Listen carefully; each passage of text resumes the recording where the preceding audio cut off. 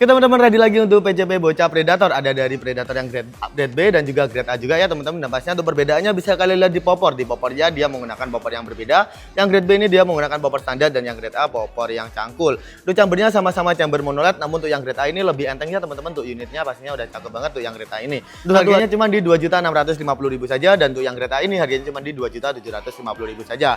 Beda hanya di 100 ribuan saja. Untuk spesifikasinya pastinya hampir sama, namun untuk unit yang grade A ini dia lebih unggul karena lebih enteng. Dan pastinya lebih cakep juga untuk desain ataupun untuk popernya juga. Nah, buat kalian berminat, tinggal kalian screenshot dan kirim ke WT saja untuk kodenya.